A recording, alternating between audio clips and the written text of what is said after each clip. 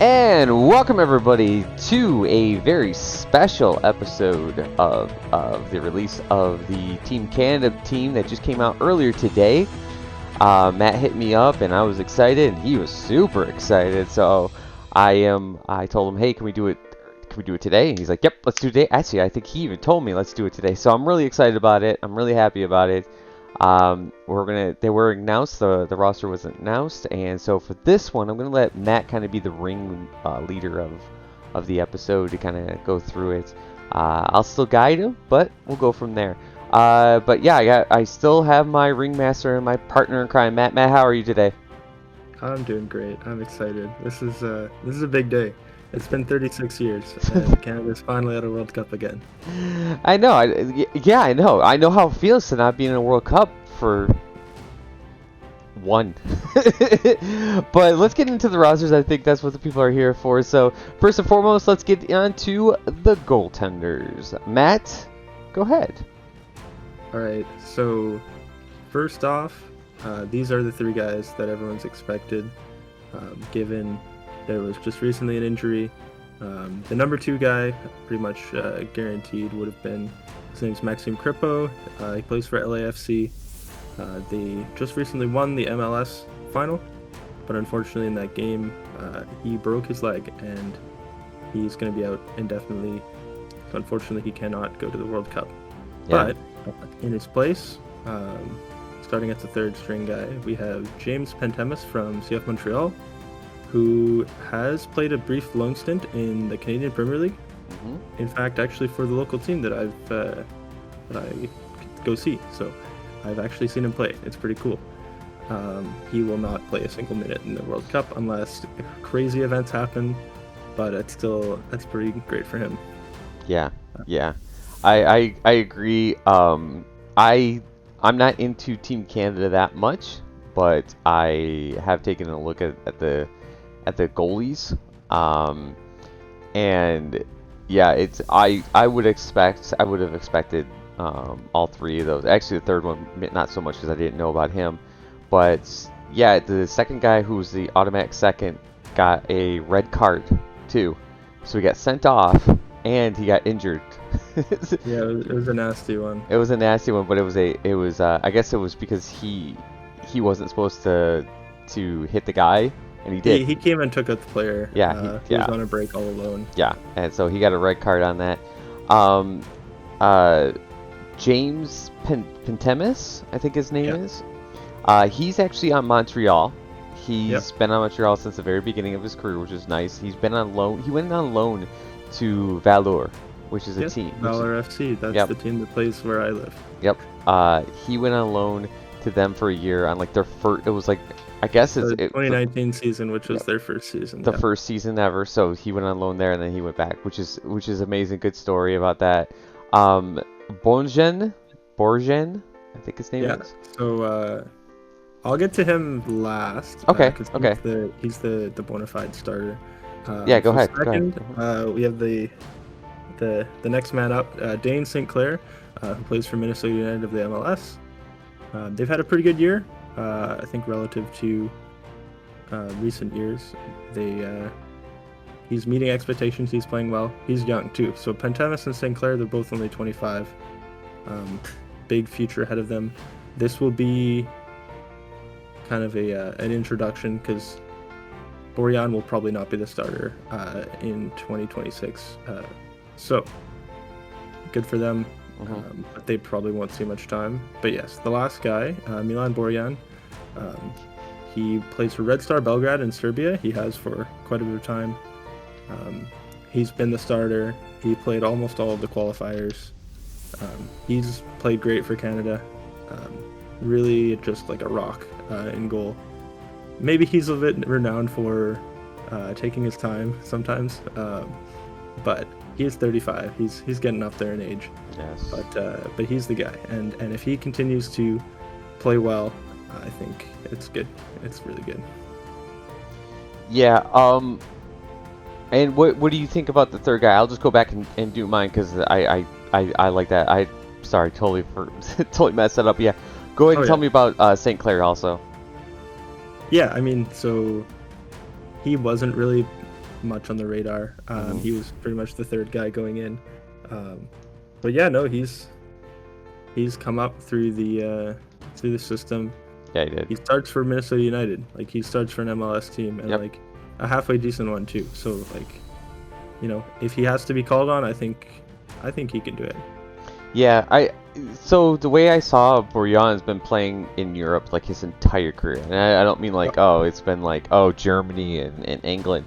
No, he's been in like Hungary, Belarus, like it's like the Eastern Bloc basically he's played for. So I was like, oh wow, I didn't know he that he played all for those countries in that Canadian country. So, but yeah, he's 34 years old, a little older. I think he was picked. Maybe because of experience. I didn't see another goalie that could have, but yeah, he's by far the most experienced for Canada. Yeah, he played in Bulgaria, he played in Turkey, yeah, and he now plays in Serbia, which is where his family is from. So his name and his heritage is of Serbian ethnicity. Yep. And that's where he plays right now. Oh, okay, so that's why. All right. That's the biggest club in Serbia. They're the ones playing in the European competitions. Like, he's been starting in Europe. Okay. So. And then for St. Clair, like I said, I didn't know much about St. Clair, especially with the injury. I didn't know who the goalie was going to be. But same thing, I just saw on you.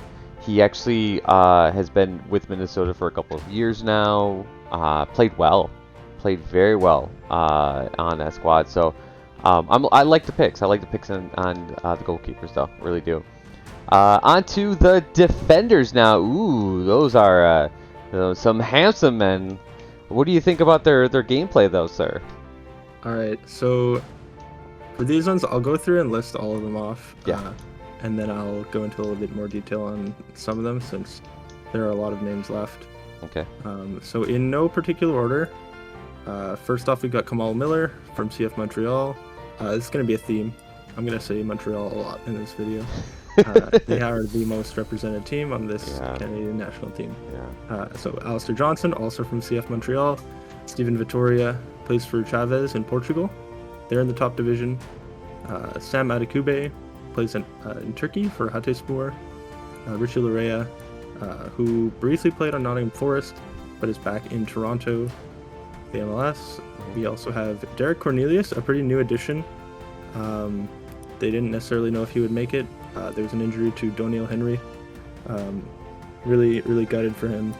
He injured what looked like his hamstring in a friendly on Friday, 2 days before this, which is really, really tragic. But it's an opportunity for the next guys. Yeah. Cornelius, who plays in Greece, he's got a shot, and Joel Waterman, another Montreal player. So first off the bat, I'll say a little bit about Joel Waterman. He is the second player on this list to have formerly played for an MLS or for a CPL side before playing in the MLS. So he was actually drafted into the CPL to Cavalry FC, who plays out of Calgary. He played in their inaugural season before moving on to the MLS, and he's been playing well for Montreal. We've got 3 Montreal defenders, which, I mean, this was one of Montreal's best seasons ever. Mm-hmm. So I think that's a good sign. I will add the starting 3, because they like to play 3 at the back. It's probably going to be Kamal Miller, Alistair Johnson, and Vittoria. Those are just the guys with the most experience. But lots of young guys on this list. Basically, everyone except Vittoria is around 27 or younger. Johnston is 24, Miller's 25. So it's looking like these can be the guys who will still be here next World Cup as well. So it's great. Yeah, my only real experience I have with Team Canada or any of the players is basically from the game against the United States that they play, and Kamal Miller, just such a good defender. He's a rock, man. Yeah, he was stopping Pulisic when he comes in, and I'm just like, God, dude, get around him. You just couldn't. And so yeah, Kamal Miller, I think if I don't know much about how the team is formatted, and like you said, that like I said, I'm going to have you more talk about the team because you know more about them. But I would say Kamal Miller is their best defenseman, just based on 2 games, maybe 3, seeing them total. But best defenseman has to be Kamal Miller, and so picking him had to be a no-brainer for sure. I think so, yeah. In terms of center backs, he's number 1. I think that's okay. So I was right. All right, good. Victoria's definitely a big leader. He's been on the team for a long time. I remember playing the FIFA games, even like 6-7 years ago, and it's like, oh man, the Canada roster's so bad, but this Victoria guy's pretty good.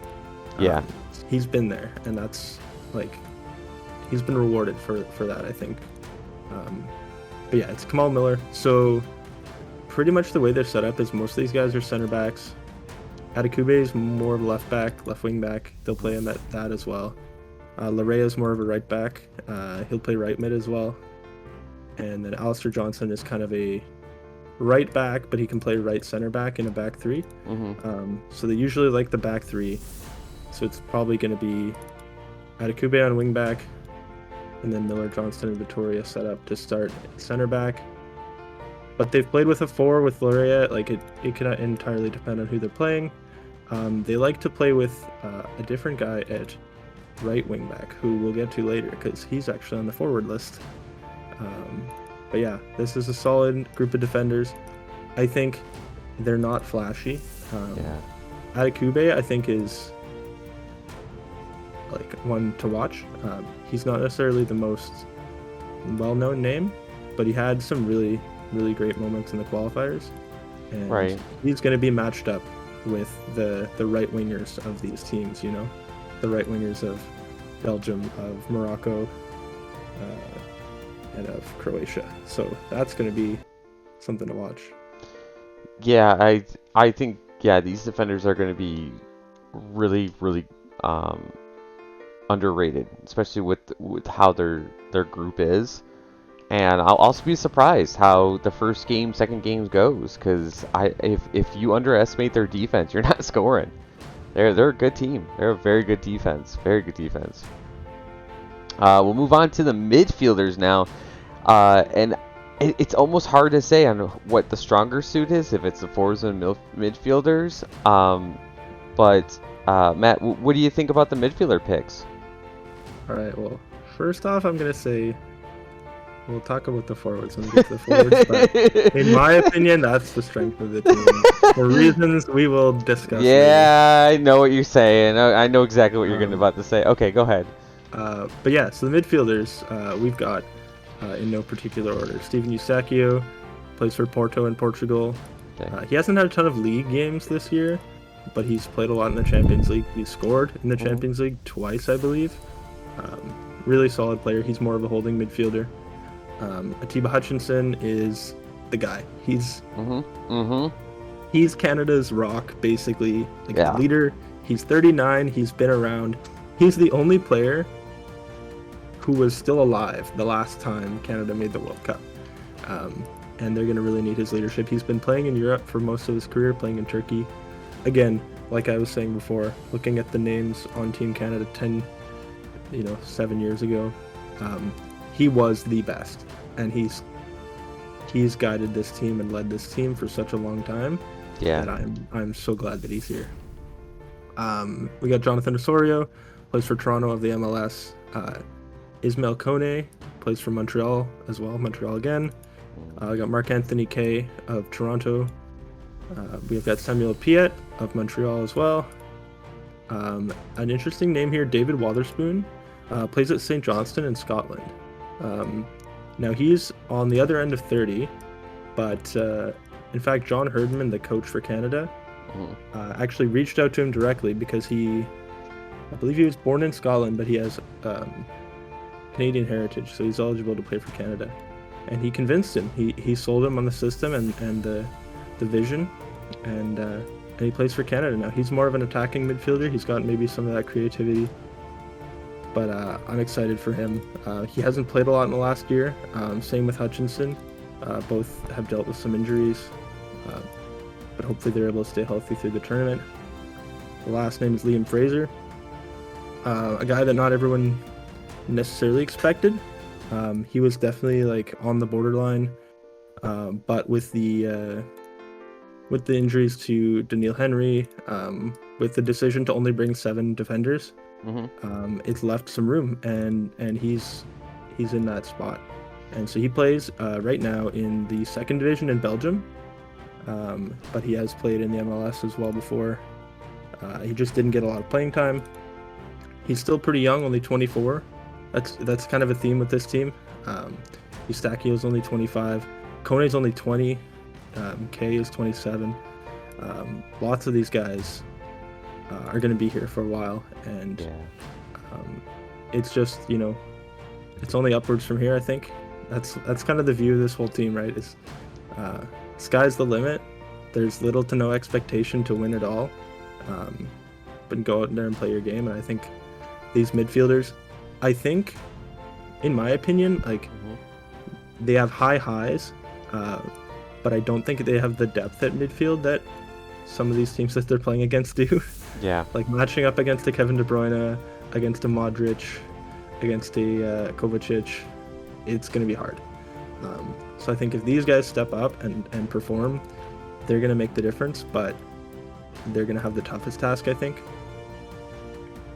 Yeah, I don't know much about Canada. I'm just looking at my data model, and I have it as Hutchinson's supposed to be their captain. Is that correct? He is the captain. Yep. Okay, so he's the captain. I think that's where the heart and soul. That's what I was thinking. I was thinking, okay, is it their forwards or is it midfielders? Because I mean, you have is it Esteki?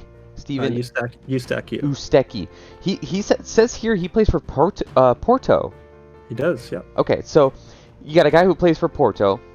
Great team there. You got Hutchinson, their captain, all in the midfielding. They got Stackness, the way you're talking about it. So yeah, that's why I was like, oh, is it gonna be? But hey, you know the team better than I do. Is there any surprises that you saw on this? I don't think so. Okay. Everyone was in that they pretty much expected to be in for the midfield. The only question is like more midfielders, more defenders, more forwards. Like that's the tricky thing. But also, yeah, the injury to defense I think really kind of threw things a little bit to Daniil Henry. So these are all of these names, except for maybe Wotherspoon and Fraser, were names that I knew well.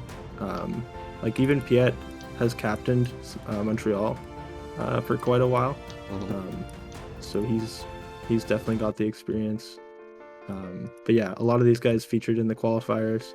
A lot of them played really well and were the reason why Canada were in first in the qualifiers, ahead of Mexico and ahead of the United States. Right. Okay, so okay, let's not let's rub that in. But yeah, okay, so no surprises. Just good, decent midfielder. We'll see how they match up. See how your guys' coach is a great coach, so we'll see how he matches up with them and see how that works for them. On to the forwards now. And Matt's saying this is their strength, their powerhouse. Well, they have one for sure powerhouse. They probably have more of those players. But Matt, what did you think about the lineup for the forwards? I mean, these are the guys that have the electricity and the energy to make things happen. These are the guys that are going to be the heroes, I think, if we do score at the World Cup, which has not happened yet for Canada. I will say the one World Cup that they've been to, they did not record a goal, and they did not even record a point. So I think these are the guys that are capable of changing that. We got some young guys. We got a lot of young guys. Almost all of these guys are still going to be here in 2026. I think. Yeah. All but one or two are 27 or younger, and that's so great. I think, to give them that experience. But yeah, let's get right into the names. The guy, the one who already has won a Champions League is the least surprising name on the list. Alphonso Davies. Yep. Plays for Bayern Munich as a left back. May I interject also? Not only does he just play for them, I believe he starts for them too. he is the starting left back for Yeah. Bayern. So I mean, one of the best teams in the world has Canada's left back, who's their best player. I mean, and Yep. Byron is considered favorites to win the Champions League pretty much every single year. I mean, they've won it multiple years. They Yep. come into tournaments and you're like, okay, that's a team I never want to face. So, yeah, Alphonso Davies, yeah, wow. I mean, you He's had so to pick fun it. to Yeah, watch. you had to pick him. But yeah, go ahead, Matt. Go ahead. I just had to interject at least that Oh, yeah. part. So yeah. So a thing that not everyone will know is that while he plays left back for his club, generally for Canada he's a left winger. They play him at the forward role because he wants to get in there. He wants to do things. He wants to create and run at the enemy team. He's fast. He's got lots of goals for Canada, clutch goals. He didn't play in a lot of the latter half of the World Cup qualifiers because he was dealing with a pretty serious injury. But the fact that this team qualified anyway and qualified in first without him makes me really excited. Yeah. Because if they can do that without Alphonso Davies, like just imagine with him in the squad. And he's only 22. Yep. That's honestly, it's insane. Another 22-year-old, Jonathan David, plays for Lille in France. He was one of the top scorers of the French league last year, and he's already on track again this year to be in that conversation. He's got 9 goals in 15 games. Only 2 players who both play for PSG have more. As of yesterday, it may have changed, but he's a center forward. He's a striker. He scores goals. He's excellent. Also, he's 22 years old. Yeah. And then I'm going to rattle off a few other names and then go into a bit more detail. We've got Kyle Larin, who plays for Bruges. Yep. Tajon Buchanan also plays for Bruges. Junior Hoylett, he plays for Reading in the Championship of England. But he's featured on numerous teams up and down the English system. I believe he went through an academy in England, but he's played for Cardiff when they were up in the Premier League and a few other teams. Who was this? Junior Hoylett. Okay. Go ahead, continue. We got Ike Ugbo, plays for Troyes in France right now. I'm probably not saying that right, but I'm doing my best. Interesting fact about him. He also used to play in Belgium, but he's born in London. He has eligibility for England and Canada, and he went through the Chelsea Academy. He used to be part of the Lone Army, but they had to sell him off. Lone Army. And now he's just last year, I believe, like in the middle of the qualifying round, he switched to Canada, and he's played a few games and he's played well. He's another guy that can play in the middle or on the wing. Yeah, he's exciting to watch. He's 24 as well. Next one, Lucas Cavallini, the only representative from the 3rd MLS team in Canada. You'll notice a lot of the MLS players are playing for Canadian teams. Yep. It happens, you know. It's on purpose. Yeah. Yeah.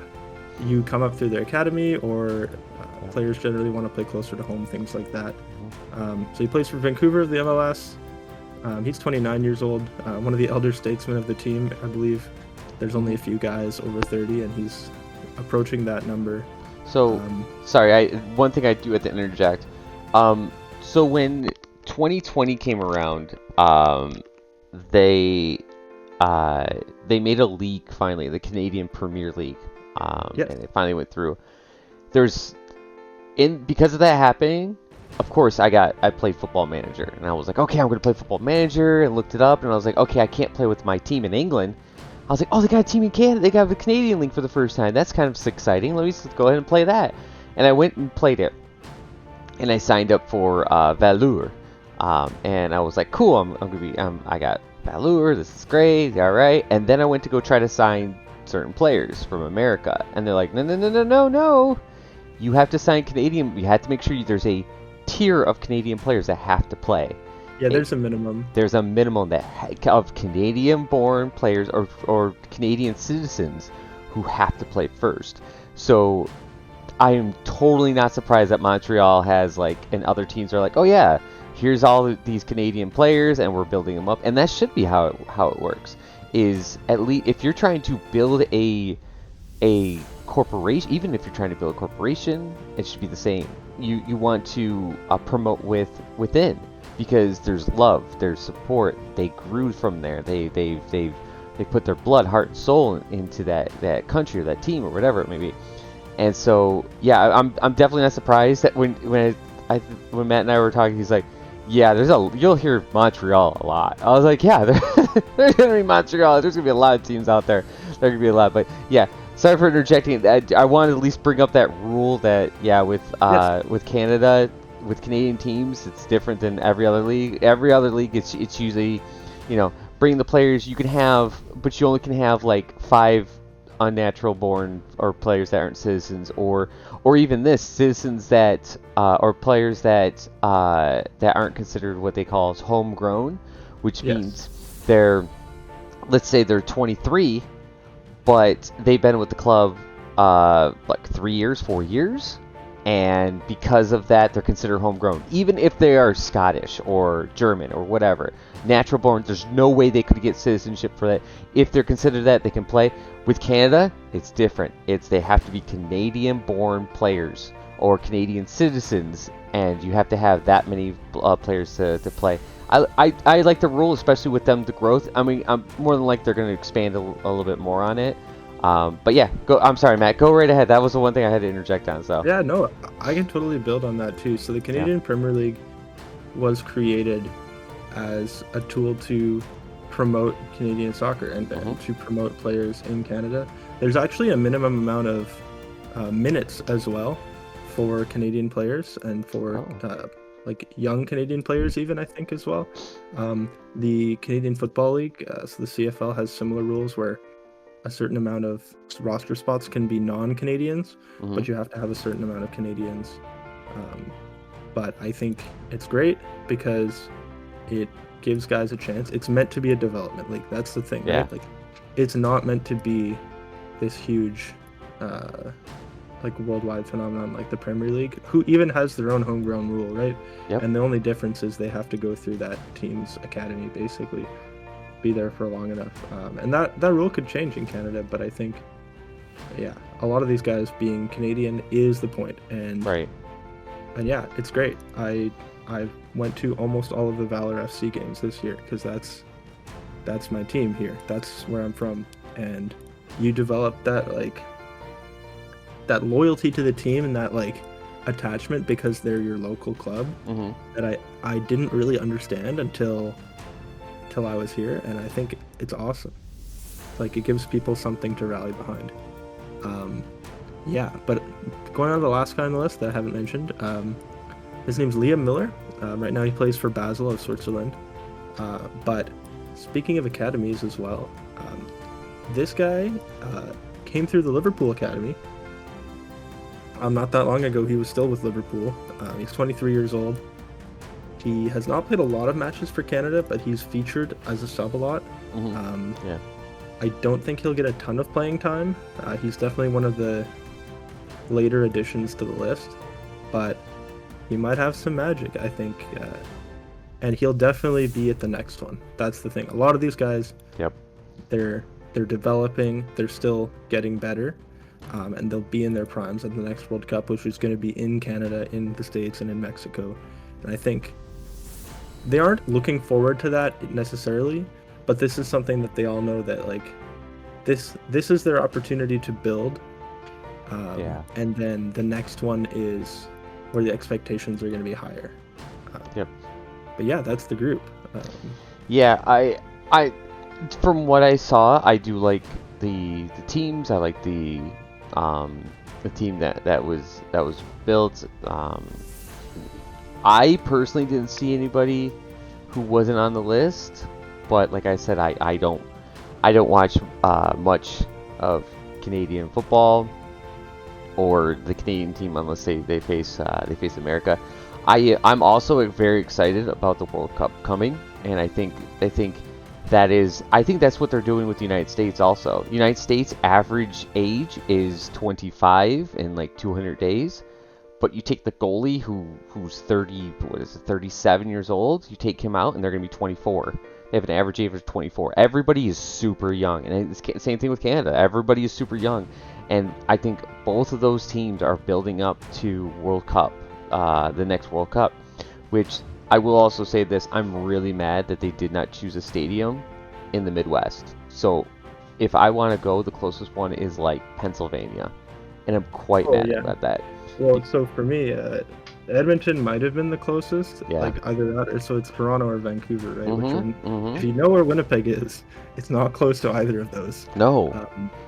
But I think, and the thing is, you don't necessarily know where your team is going to be. Like every city is one group. Yep. So we don't know yet until the groups are drawn who's going to play where. Yep. So if Canada's probably going to play in Toronto. That's my expectation. Yeah. Because it's a home game, right? Yep. At BMO Field, BMO's been a fortress throughout all the qualifiers. It was so loud and so raucous. Yeah. It would be a mistake not to play there. Mexico City, like Mexico's gonna play at the Azteca. Like I feel like that's just a given, right? Yeah, they have to. So, at least for the U.S., it's maybe more up in the air. No, they. Oh, I'm sorry. You do know that they've already announced the cities, right? I know what cities are gonna be there, but do you know like which city the U.S. would play their group in? Like they. Oh, that's what you say. Okay, I get what you're saying then. Okay, yeah, all right. There's so many cities that haven't picked in the States that they don't know necessarily, and everyone wants to see America. You know, if it's in America, that's going to be the biggest demand, right? Well, that's where I was so upset is they picked like all the stadiums that they picked. I don't know if they're going to do it in the winter, but they're going to be terrible stadiums to go to. I mean, in the summer it should be. Yeah, it's just so weird because they're like, I think one of the stadiums is like Texas, and then you got another one in Houston. I'm like, the Dallas, Texas, that stadium. And I'm like, wait a minute, so you're going to do the Dallas Cowboys Stadium and the Houston Stadium? Those guys are just like an hour apart from each other. Like, why would you do both? No, like and they gave no Midwest stadiums. So not Chicago, not Detroit, not, I think they did do Kansas City. Arrowhead is like considered the Midwest of as close as it could go. But why wouldn't you go to Minnesota? You know what I mean? Like, you have a professional soccer team there. Like, I just, when the World Cup comes in, that is just going to be the biggest thing when we actually get to the World Cup video when it comes to that in that day. But other than that, I'm happy with the Canadian team. Matt, how are you excited? Anybody that you thought should be in at all out of the entire squad? I think there's one name that was kind of on the fringe. His name's Theo Corbeanu. Okay. So he's been playing in the English system. I think he was at MK Dons. League One. He's 19. He's looking really good. He's a winger. He's really exciting. But I think it's the thing, right? He's young. He's got lots of time. 20 years old. Plays at Blackpool.